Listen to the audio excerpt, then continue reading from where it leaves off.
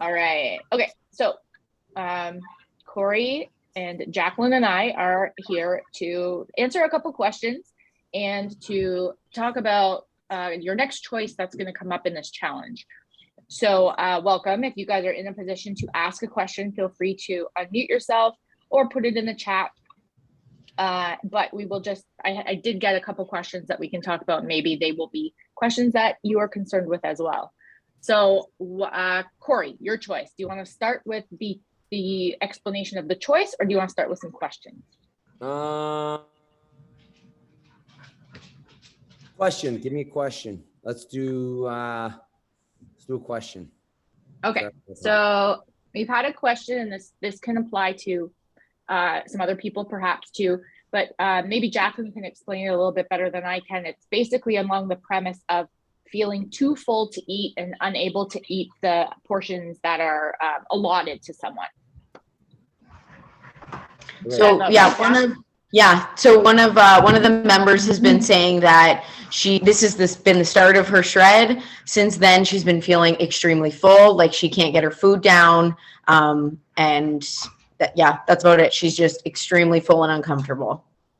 So her question is, why and what should she do? Should she keep eating? Should she stop eating? Should she change her food? Okay. Do you have like a background of what she was eating? So she is eating everything that we've been telling everyone to eat. She's eating off her list. She's not eating any junk foods. She's eating a lot of chicken and vegetables and salmon. She had some yogurt in there, some protein shakes, and that's basically it. I can even pull her chat. Okay. So then maybe explain to her, Jack, Corey, before you jump in, explain to the group maybe like what your suggestions were, and then we can kind of top up from there. Yeah, so at the start, I let her know to kind of power through that one for a couple weeks, because if her body's not used to getting that much protein in, she might be feeling really full. That's the most satiating of her macronutrients. So to keep going for a little bit, and then after about 2.5 weeks, let me know how she's feeling. So give it a little bit of time for your body to adjust. But then because it was still going on, we talked about maybe prioritizing the protein and the vegetables as opposed to the starchy carbs. Like, I'm all for carbs, but it's not technically an essential macronutrient like protein and fat are. So prioritize those two first, and then maybe fill up on some non-starchy vegetables. And then ultimately, if you are feeling full to the point that you feel sick, stop. Like, don't keep going. I don't think that you should be forcing your body into anything. There is a whole separate discussion on if you're actually digesting food properly, but that could be a whole other topic, and we could get into that another day. Yeah, awesome. That's great advice. Corey, what do you think? Well, agreed. 100%. That is correct. Paddle through it for a little bit and see how it goes from there. But my other questions would lie into, that is one symptom or one sign. What else are we having? So are you just feeling full? Okay. So if you're just feeling full, then just feel full for a little bit. But if you're feeling good, if you're getting good sleep, if your energy is high, if you're lifting well in the gym, if every other symptom is kind of rolling and the only one you have is full, then I would just try to power through it. So just think, one symptom of being full is not the only thing. Like, there's a lot of things happening in your body when you're eating. Your stomach is a muscle, right? We don't use our muscle by eating less, right? So the more you eat, the more that muscle is being active. Yes, we can get in that whole topic, Jack, but we're not going to go there with feeling full, with digestion. But if it's just one symptom, just power through that shit. Everything else is 100%. It's all good. Yeah, I think so. And I think too, like, especially if you're someone who is new to this, you're not going to feel comfortable. Change isn't comfortable. So not to say that you should be completely feeling like you can't even stand up, like, or you can't even do any type of activity because your stomach is so full. That's a different story. But if it's something that just feels like, everyone's going to have a different level of what uncomfortable means to them. And I think that by allowing your body, like Corey always says, the body's not like a light switch. So it's not going to automatically just be like, well, I've been eating this way, a certain way for a very long time. And now all of a sudden I'm switching most of the things, if not everything, over to this other way of eating. Then our body needs that time. And so I think that was a great point of like, let's give it some time. Once that time goes past and perhaps that uncomfortableness doesn't change, then what are the other things that we can do? So for example, cutting out those foods that are perhaps a little more challenging to digest or maybe a little more filling, that's a good suggestion. And to prioritize the major players or the big rocks, the big things that are going to get you more bang for your buck, like protein, fats. And I happen to know this person is a woman, so fats are very important for women and hormones and that kind of thing too. So that's important to know. But and then using those other things on the side and building up that, I guess, feeling of, okay, maybe we can get past this hurdle, but it won't maybe necessarily happen right away. Yeah. And like, I want to be kind of, and I get it. I get the feeling of feeling full, uncomfortable.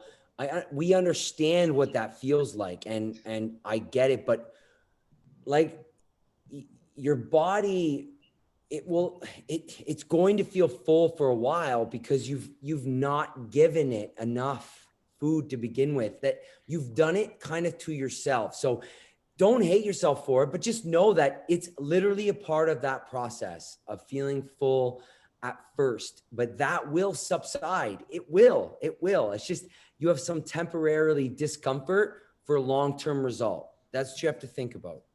There is, yeah, I agree with both of you. There's a fine line between being full and adjusting to that and being so uncomfortable that you feel stuffed. You know that fine line in yourself. Are you just full or is something else going on? Just a quick backstory though, this client, this woman was saying, she explained her food before the shred, and she rarely ate till full. She ate very scattered meals. She had a really healthy lunch, and then her dinner was kind of just picking here and there, and then she would maybe have a snack later. So she was never really, like Corey mentioned, like nourishing her body with the proper nutrients and not eating all at one time. She was almost more picking throughout the day. So yeah, her body might be adjusting. And then another thing, when Dani brought up like softer food, she said this to me earlier. She was like, why don't you recommend having her softer foods? And it made me think of like, there's something called the fork test. And if you take like a raw piece of broccoli and try to smush it with your fork, that's going to be harder to digest because your body breaks it down, versus if you took like a steamed piece of broccoli. So that's going to be the same if you're having steak. If you took steak and you tried to mush that down versus like, I don't know, maybe a ground meat that's already like partially broken up or digested, or same with almonds. Like for a long time, I spoke with someone and she would say, you know, if you're having a hard time with nuts, go to the nut butter. Even though it's more processed, it's still going to already be partially processed before actually going into your body. So you might need a little bit help digesting. So going with like easier foods to chew and incorporate your saliva and go from there. Yeah, I love that. I was thinking that too, of like the idea of having steamed vegetables. Like they're so easy to just, you don't have to chew them as much as perhaps a roasted vegetable or something that's raw even. So those are great suggestions too. So if you are struggling with even getting like a big portion down, consider maybe cooking your food down more, or like Jaclyn said, using perhaps a different type of food that is less, let's say, chewy, requires less chewing and less digestion. So that's great. Okay, so let's move on to the second question here. So Corey, this is someone who asked you this question about, they've done a couple shreds and they want to know why they would have dropped more weight last time or the time before. How come the weight isn't changing as much this time? Okay, this is a good question. I've had it a few times, not just from one person. I've kind of explained it this way. Remember, the shred is a challenge. 6WT is a challenge. You're at a deficit. You are dialing in your macros and you're doing everything so consistent. It's so hyper aware for 6 weeks. Yes, when you first do the 6WT, you first do your challenge, you're going to see results more than ever. But what did you do after the 6WT? What ended up happening? Well, did you go back to your old ways? Did you end up trying to track, but you didn't? You ended up restricting. You ended up going off the rails. And then now you're going to go back to the 6WT, which is great and all if you need a kick in the ass. But if you're thinking you're going to get the same results you did the first, you got to kind of be aware of that, because that's yo-yo dieting. So your metabolism will start, you'll go up, get your metabolism roaring, go back down, go up, go back down. That's just yo-yo dieting. And that is just not good for any sustainable results, because in your mind, you'll just continuously think, oh, how much can I restrict? I have to keep restricting. I have to keep restricting. It's not like that. You have to keep adding, believe it or not. And you keep adding for the rest of your life and stay at a comfortable and happy place. That's the goal. Yeah, I think too, so let's say even that you weigh less, like let's say the first time you did a shred, you lost an amount of weight, and let's say you've kept even some of that weight off, or let's say all of it, then you're not going to get the same results, because the closer you get to perhaps your ideal body weight, you're not going to see that like massive jump as you would when you're like a newbie. So same thing as in the gym, you get newbie gains. What's that? Well, that's when like you have never really stepped foot in a gym or ever really put any major attention to your workouts, but now all of a sudden you are. So you're going to have this massive influx. Like you'll know now, like when you used to get a PR and your PR was like 50 pounds more than you did last time. Okay, so let's say you're maintaining that and you're doing a lot of work for that. Well, your next PR is not necessarily going to be 50 pounds. It's going to perhaps be 15. And then from there, it might only be 2. So it's kind of the same thing as that as well. Jaclyn? Right. No, I agree with both of you. There's not much more I can add. It's so personal to the person, and there's so many factors that go into it. I know the person that did ask is over 40, and she's a female. So there's going to be a lot of, perimenopause symptoms that come into that as well. Like Corey said, if you're yo-yo dieting, that's going to affect your metabolism. That's going to affect your hormones. If you've already lost weight, like Dani said, at previous shreds, things are just going to slowly start to get harder, and you just have to be more consistent. That's why a big part of a lot of what you do each day and come to the gym, and you have to enjoy the process. You have to try to make something sustainable for you. This is why yo-yo dieting, and this is why fad dieting doesn't work. You need to find and be intuitive with yourself to see what works in your day-to-day, to eat whole foods on a consistent basis and just enjoy it. Have fun with it, and don't overstress it, and keep it in your life forever. Ever. Yes, definitely. And I think that we need to manage our expectations. That's typically something that I would say to people for a number of different reasons in life, because typically, why are we comparing ourselves to a shred that we did 2 years ago? Why are we comparing perhaps our body after children to our pre-baby body? Why are we comparing ourselves to like any part of our past? Let's look to the future. Let's look to see like, what can I do today that's going to make a better future for tomorrow? Not, well, what could I do that's going to bring me backwards to when I was 22 wearing low-rise jeans and crop tops, and like that's just, you would look silly if you did that at this point, right? So I think looking forward and trying to be our best selves now instead of like our best selves in what we think is quite frankly not really a realistic goal. I think you would be much better served and feel a lot more confident in your choices if we look to the future instead of the past. Yes. Okay, so let's open it up. If there's anyone on here that has a question, please take yourself off mute or write it in the chat.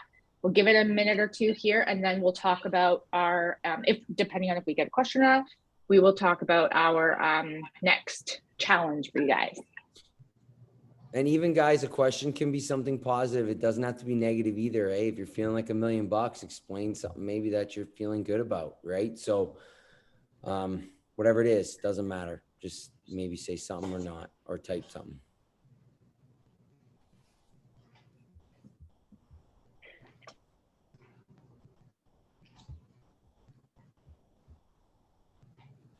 Okay, no questions. Very good. All right. Well, if a question comes up while we're chatting, we'll talk about it after.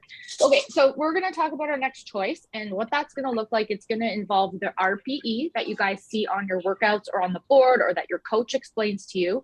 It's also going to be used with the rating system that we have on the workout. So every time you complete a workout on the app, you get asked, rate this workout. Some people do it, some people don't. Personal choice, that's okay. However, for this challenge, we want you all, whether you're part of foundation or part of performance, we want you to be rating your workouts. And I'm going to kind of explain how that's going to look.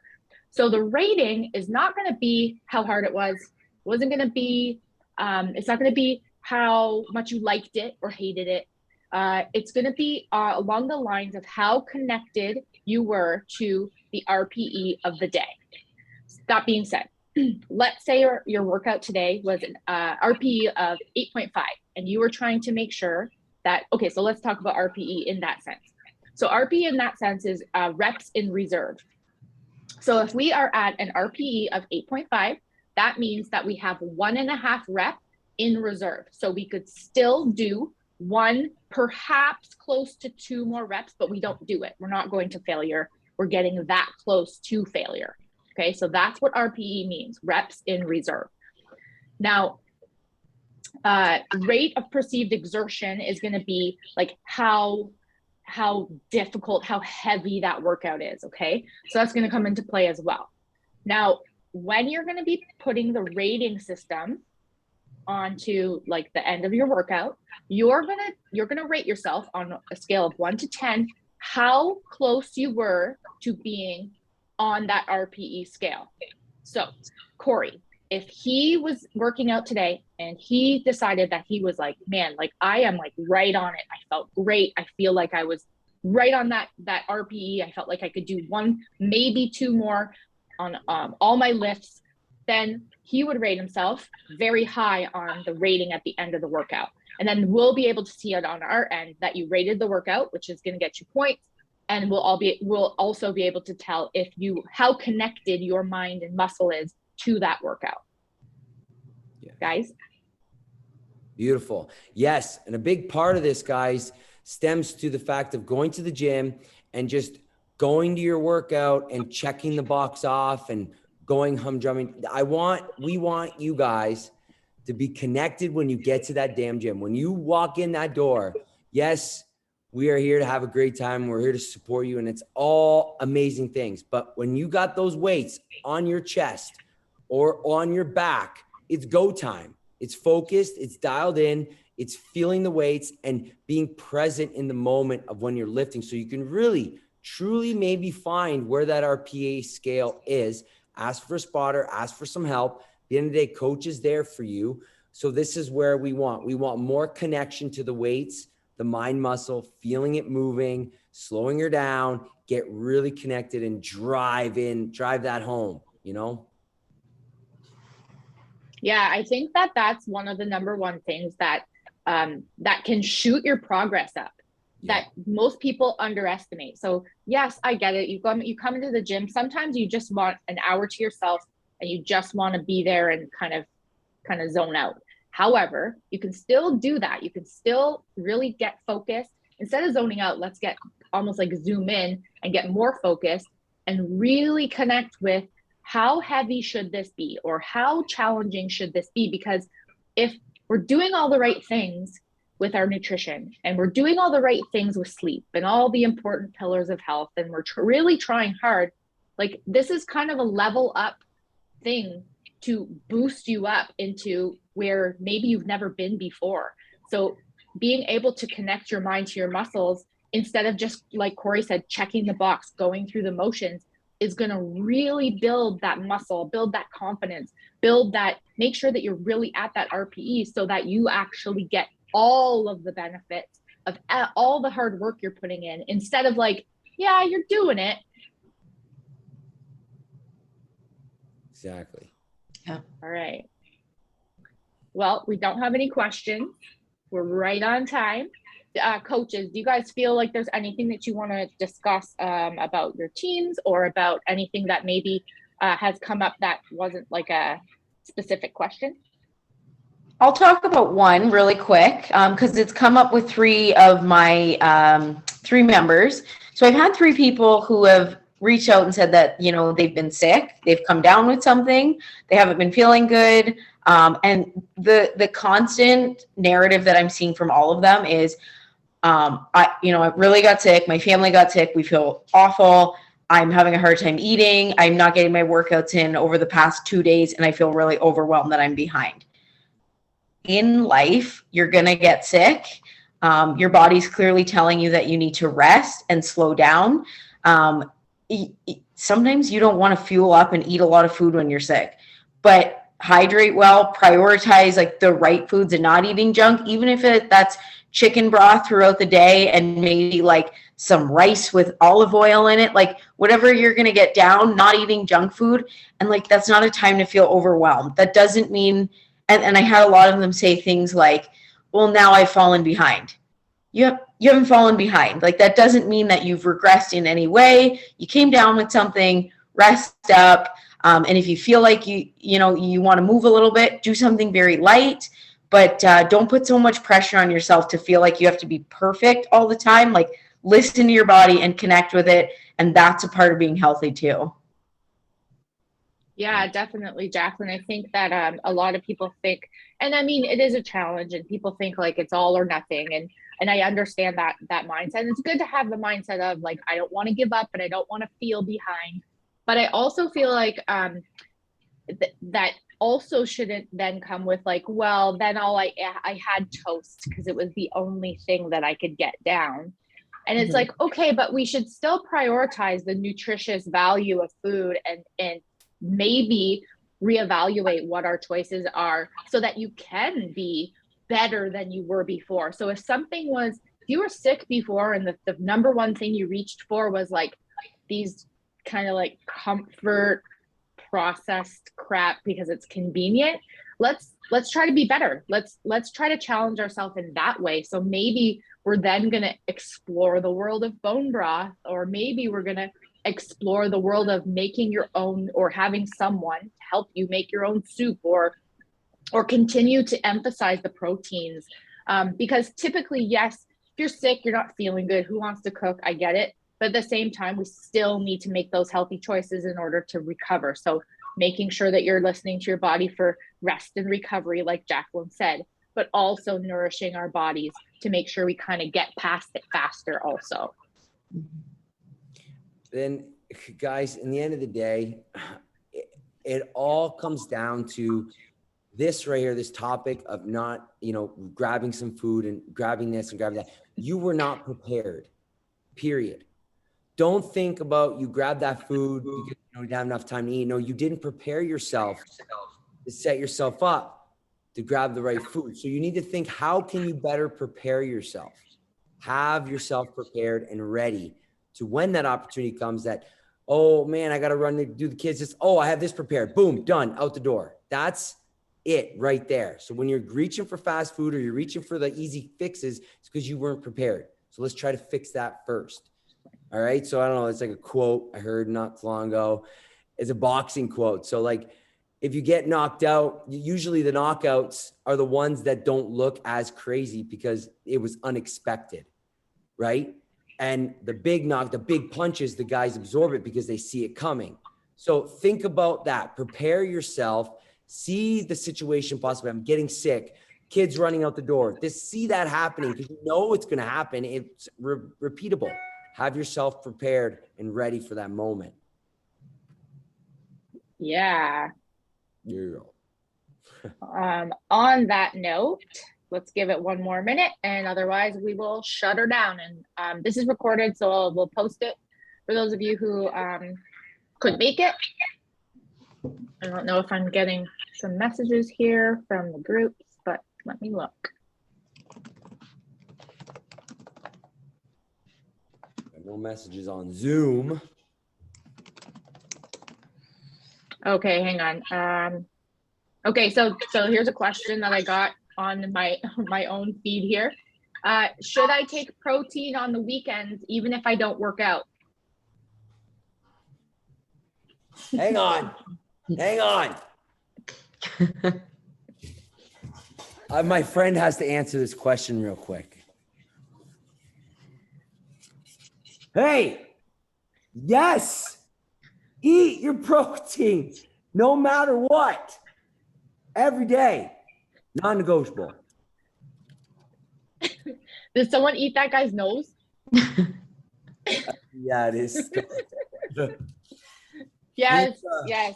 My Eat friend. your protein. Eat all of it every day. Mhm. Sorry. That's the short answer. Yeah, All right. guys, eat your protein. Okay.